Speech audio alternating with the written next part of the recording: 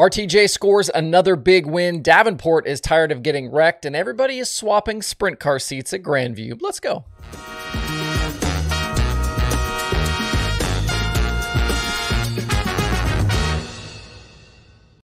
It is Wednesday, July 26th. I'm Justin Fiedler. This is Dirt Tracker Daily.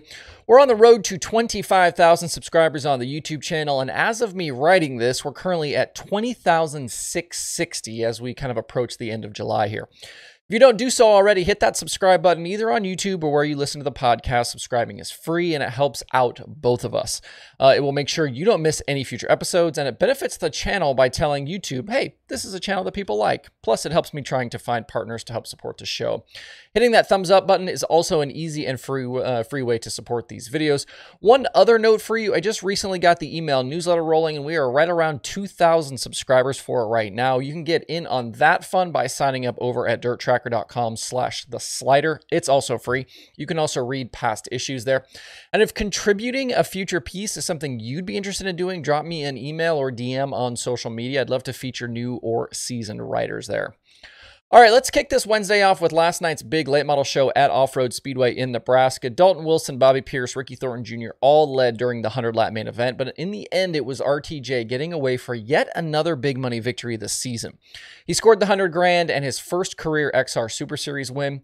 Pierce settled for second with Kyle Bronson in third. Pierce's second, along with an 18th for Hudson O'Neal, cleared the way for a change atop the XR Championship standings, with the smooth operator now out front by 32 over O'Neal. The Rocket 1 DNF'd after contact with RTJ and a spin with 21 laps to go. Thornton has crossed the 20-win mark for the season. He's won with XR, with Lucas, the Flow Series, the Hunt the Front Series, and even in micro sprint competition.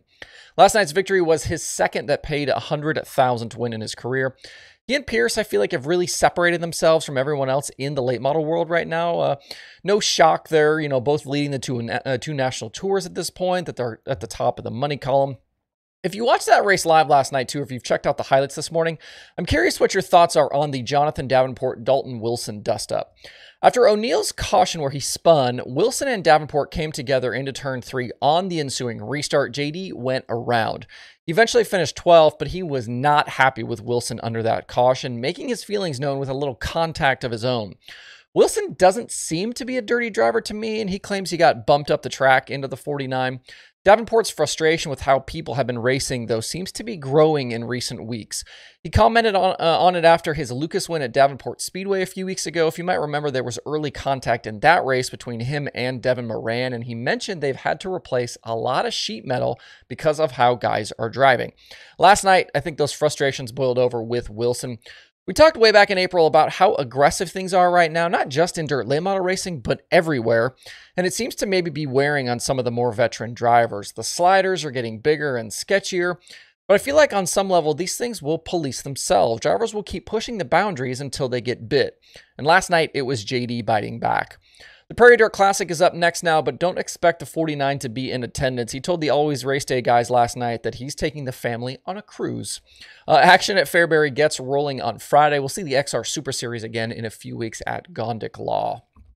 Moving on to High Limit. Obviously, as is my luck, as I was in the middle of uploading yesterday's show, the news hit that the race was being postponed to today. And I made sure when I published that video that the very first comment I put was, hey, I know the race has been postponed, and I pinned it. Because this is always what happens to me. Pushing the race back has caused issues for a few teams and drivers who are already committed elsewhere for tonight. So here's where things stand right now. We will not see Zeb Wise on the Redeem 26 today. They're in the thick of that all-star title fight, so he's headed back to Missouri to join them at Benton. Well, we also won't see Anthony Macri at Grandview. He's headed to Benton as well to rejoin that Clausen Marshall 7BC team. But Bernie and the Indy Race Parts 71 are not leaving. Macri was supposed to drive the 71. Bernie's not leaving. The 71 will instead have Kyle Reinhardt in the seat. Kyle was going to drive his own car. Now he's going to be in the 71. The Alex Bowman Racing 55 was initially scheduled to run with Jake Swanson, but he's off to Terre Haute tonight to continue Indiana Sprint Week, so Hunter Schurenberg will pilot the Ally 55. And you will see double tonight with the Macri Motorsports 39M. They're pulling out a second car for Lance DeWeese to run tonight at Grandview. Ryan Hand is going to crew chief that one. And then Joe Mooney will take their main operation to Benton to join up with Justin Sanders to start that pairing. So two 39Ms tonight.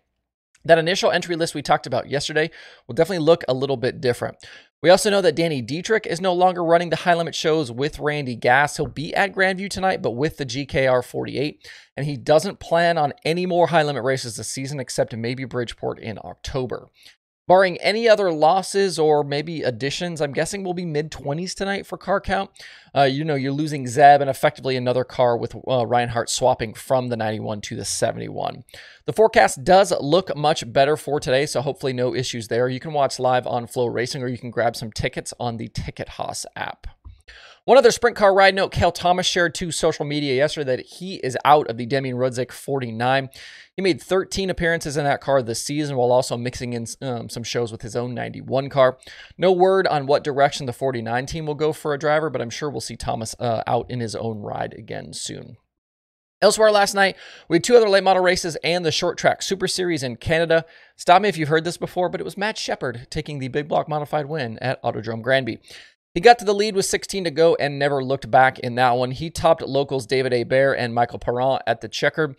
We did have some fireworks between Matt Williamson and Mike Mahaney during this one. The two made contact late while battling for second, and Williamson eventually slowed to a stop with broken front suspension. Under that yellow money, Matt threw something at Mahaney to show his displeasure. Not sure exactly what it was. Mahaney's night, though, went sideways just a few minutes later when he slowed under the restart and was out of contention. All of these drivers will now head to RPM tonight for another 10,000 win show. You can watch it live on Flow. With the Southern Nationals late model, Zack Mitchell picked up his second consecutive win with the series he scored last night at Toccoa. Over the weekend, he dominated at Screven for a $10,000 payday, and last night he battled past race-long leader Donald McIntosh with 15 to go. He tacked on another $7,500 for doing so. McIntosh was driving the Billy Hicks 79. He settled for second with Kenny Collins in third. I believe that's a new Longhorn by Wells that Mitchell has been running lately, and it's clearly fast, a couple of wins so far. Southern Nationals head to Tri-County in North Carolina tomorrow. Jimmy Owens maintains the series points lead over Carson Ferguson. And at Davenport Speedway in Iowa, Drake Troutman led flag to flag with the Mars Series to score 10K. He topped Garrett Alberson and Jeff Larson. Troutman was fast pretty often with the Summer Nationals. I kind of figured he would grab one of those before the season was over, but ended up missing out on a few of those victories. I think this $10,000 win should make up for that, though. Looking ahead to tonight, besides High Limit and the Short Track Super Series, we've got the USAC Sprint Cars at Terre Haute. We've also got the All-Stars at Benton. Justin Grant will try and increase his Indiana Sprint Week Championship lead, while I think a few guys will be looking for just having a clean night, including Jake Swanson, CJ Leary, Mitchell Moles. Brady Bacon already has a Terre Haute win in 2023, while Robert Ballou and Leary won there in 2022. With the All-Stars, Zeb Wise has taken the Drivers' Championship lead, while the Owner's title is down to just 40 points between the 26. The 7BC is out front right now. I believe this is the first trip to Benton for the All-Stars since Dale Blaney won there in 2008. There has been recent 410 wing sprint car action there, though, as Joby Miller picked up a 410 win with Power Eye at the track back in April.